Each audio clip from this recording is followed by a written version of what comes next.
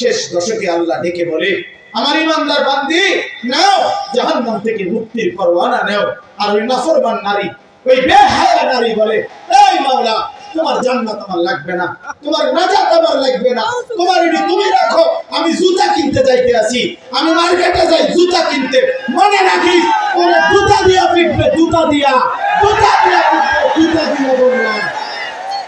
বেহায়া নারী, মনে রাখিস তোরে জুতা দিয়া পিটবে, তোরে ফেরেশতা জুতা দিয়া পিটবে।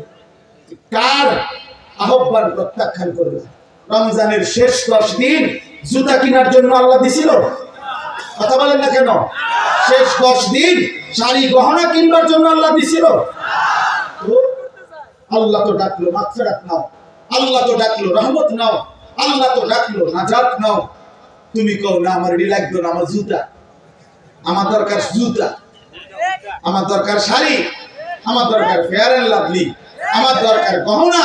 আমি রাস্তার পুরুষ দেখাবো, আমি বখাটেরা রেডি হয়ে আছে আমার রূপ দেখার জন্য, যৌবন দেখার জন্য। এই জন্য সব মেয়ে নিজের শরীর প্রদর্শন করার জন্য সে নানা রঙের বাহারি সাজে সাজে। আরে নারী, ওই মেয়ে, কন্যা বোন, তুমি যদি বুঝতা যারা তোমারে দেখে তারা তোমারে উপভোগের কল্পনা ছাড়া, তারা জিনা ব্যভিচারের কল্পনা ছাড়া আর কিছু তাদের দিলে তোমার প্রতি জাগে না। এই ছাড়ার কিচ্ছু নাই, এই ছাড়ার কিছু নাই। দুশ্চরিত্র যুবক তোমাকে নিয়ে উত্তম কোন কল্পনা করে না, উত্তম কোন কল্পনা করে না। অতএব দয়া করে বন্ধু বলেন, নবীজি যখন দেখবে নামাজ নাই, রোজা নাই, জিকির নাই, তিলাওয়াত নাই, ফজরের নামাজ নাই, হালাল উপার্জনের কোনো খবর নাই, ঘরে টেলিভিশন, নাচ গান চলছে তো চলছে, চলছে তো চলছে, আল্লাহর কসম বন্ধু, নবীজি সাল্লাল্লাহু আলাইহি সাল্লাম চোখের পানি ফেলে দিবে। আর হাসরের ময়দানে উম্মতকে বলবে, উম্মত, আমি সেই নবী, 23 বছর যেই নবী তোমাদের জন্য সারা রাতও আমি এশার নামাজের পরে দাঁড়িয়ে ফজরের আজান পর্যন্ত আমি চোখের পানি ফেলে তোমাদের জন্য আমি আল্লাহর কাছে মাগফিরাতের দোয়া করছিলাম। আমি সারা রাত কাঁদছি উম্মত, আমি পেটে 2টা পাথর বাঁধছি ক্ষুধার কষ্টে, আমি তায়েফের রক্তে আমার শরীর এই পরিমাণ রক্ত ঝরছে, আমার পায়ের জুতা পায়ের তালুর সাথে জমাট বাইধা, আমার জুতা খুলতে পারছিলাম না। আমি উহুদের দান দান করা শহীদ হয়ে রক্ত ঝরিয়ে উহুদের ময়দানে পড়েছিলাম, বিনিময়ে এই আমলনামা, আমার 23 বছরের মেহনতের এই বিনিময়। উম্মত, আমি এই জন্য রক্ত ঝরাইলাম।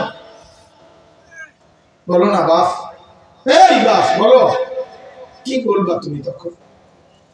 নবী যখন বলবে, উম্মত, কেমনে পারলা তুমি আমার 23 বছরের চোখের পানিকে এভাবে ফিরাই দিলা, আমার তায়েফের রক্ত এভাবে ফিরাই দিলা, আমার পেটে পাথর বাঁধা ক্ষুধার কষ্ট এভাবে ভুলে গেলাম?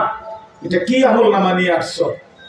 আরে মিয়া, কোনো বাবা যদি তার গ্রামের জায়গা জমি ভিটা মাটি বেচা 6 বছর লাগাইয়া ছেলেটারে যদি ইউনিভার্সিটিতে পড়ায়, এই ছেলেটার ইউনিভার্সিটির খরচ দিতে গিয়ে বাবা জমিটা বিক্রি করে ফেলছে, ভিটাটা বিক্রি করে ফেলছে, 3 বেলা না খাইয়া 10 বেলা না খাইয়া বুকে বাইদা সন্তানদের টাকাগুলো দিছে।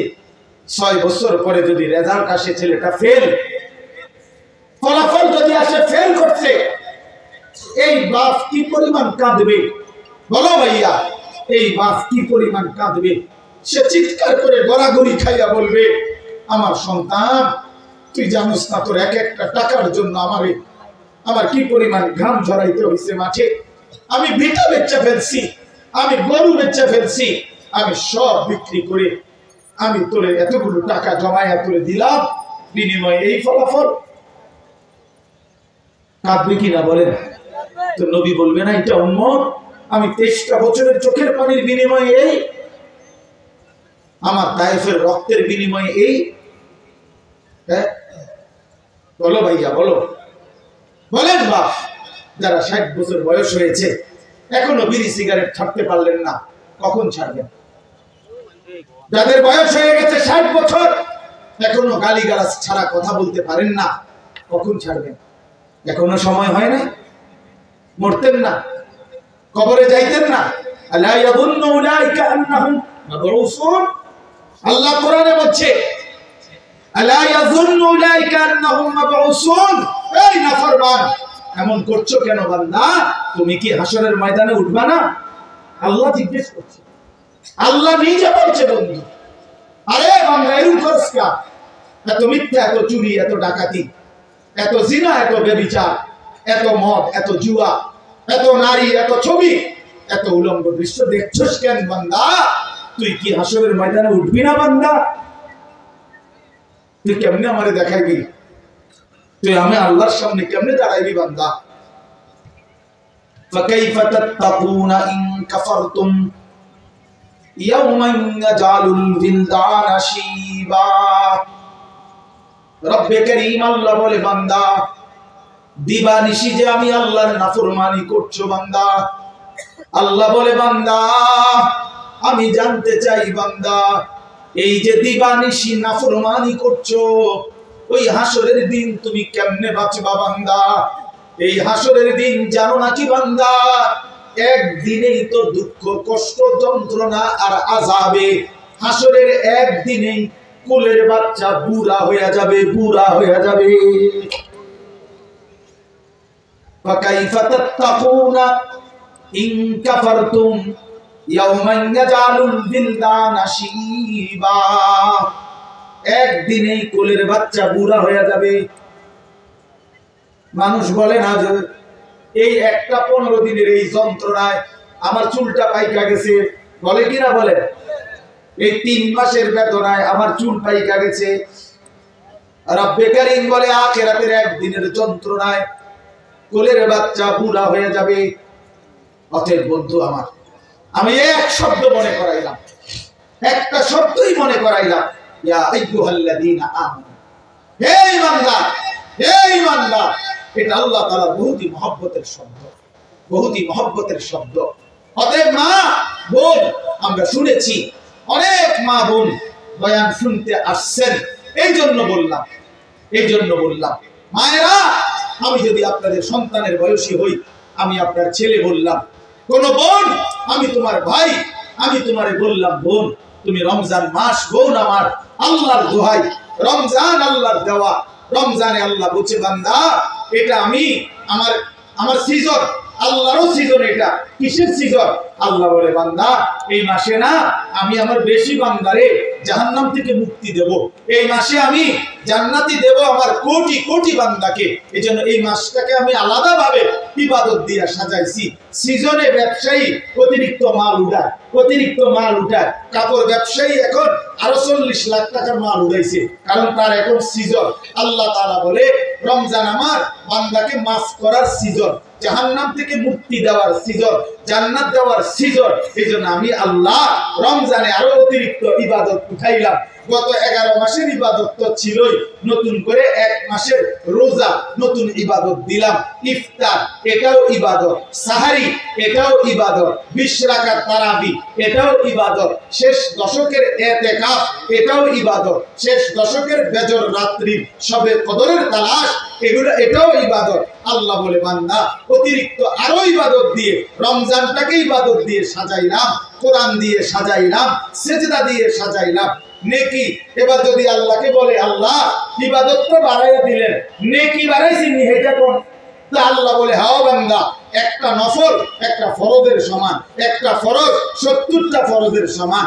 এক শুরুর দশক রহমত, মাঝখানের দশক মাগফিরাত, শেষ দশক নাজাত। প্রতিদিন মাফ করব, জান্নাতের দরজা খোলা, জাহান্নামের দরজা বন্ধ, শয়তানগুলোকে শেকলে বন্দী। এই সব ব্যবস্থাপনা করে আমি চাই শুধু আমার বান্দা সেজদা দিবে, বন্দিগি করবে, রোজা রাখবে, ইফতার করবে, সাহারি করবে, 20 রাকাত তারাবি করবে, মিথ্যা ছাড়বে, চুরি ছাড়বে, ডাকাতি ছাড়বে, জিনা ব্যভিচার ছাড়বে। আর পুরা রমজান প্রতিদিন আমার বান্দা শুধু জান্নাতেই ঢুকবে, জান্নাতেই ঢুকবে, জান্নাতেই ঢুকবে। লাআল্লাকুম তাত্তাকুন। এজন্য আল্লাহ বলছে আমি 1 মাসেই কুতিবা আলাইকুমুস সিয়াম কামা কুতিবা আলাল্লাযীনা মিন ক্বাবলিকুম, আমি আল্লাহ পূর্ববর্তী ইমানদার উম্মতের মতো তোমাদের উপরে রোজা ফরজ করলাম, কষ্ট দেওয়ার জন্য না, ভোকে কষ্ট দেওয়া, তোমাদেরকে নয়, বরং আমি আল্লাহ লাআল্লাকুম তাত্তাকুন, মুত্তাকি বানানোর জন্য। মুত্তাকি মানেই জান্নাতি, জান্নাতি মানেই মুত্তাকি। অতএব এক রমজানে আল্লাহ আমাদেরকে জান্নাতি বানাবেন, এই আশায় আল্লাহ আমাদের উপরে রমজান রোজা ফরজ করেছেন। অতএব শেষ কথা আমার, বলেন যে ইনশাআল্লাহ আমরা রমজানকে কদর করব। বলেন ইনশাআল্লাহ, বলেন ইনশাআল্লাহ। রমজানকে কদর করেন, রমজানকে কদর করেন। আমার বাপ হাসলেও মরে যাবেন, কাঁদলেও মরে যাবেন, সুখে থাকলেও মরে যাবেন, দুঃখে থাকলেও মরে যাবেন, রাজপ্রাসাদের অট্টালিকায়ও মরে যাবেন, জীর্ণ কুটির কুড়ে ঘরেও মরে যাবেন। বন্ধু, কাজে আখিরাত ভুইলেন না, কবর ভুইলেন না। চলেন সিদ্ধান্ত নিয়ে গুনাহ ছেড়ে দিয়ে আল্লাহর ইবাদতে ডুবে আজকের শবে বরাত রাত্রিতেও আল্লাহর কাছে দোয়া করেন, কান্নাকাটি করেন, দোয়া মাফ চান, আর বলেন মাওলা রমজান পর্যন্ত হায়াত দেন, রমজানের রহমত মাগফিরাত আর নাজাত দিয়ে আমার গুনাহ মাফ করে আমার জান্নাতের সার্টিফিকেট দিয়ে দেন। আল্লাহ চাইলে দিবে, আল্লাহ চাইলে দিবে কিনা? এই জন্য আমরা ইনশাআল্লাহ রমজানকে কদর করব। আল্লাহ তাআলা তৌফিক দান করেন। আজকের এই বরকতময় মাহফিলে আল্লাহ তাআলা ভরপুর বরকত দান করেন। আগামী দিনেও এই মাহফিলকে আল্লাহ তাআলা কায়েম দায়েম করে দেন। আমিন। সুবহানাল্লাহি ওয়া বিহামদিহি।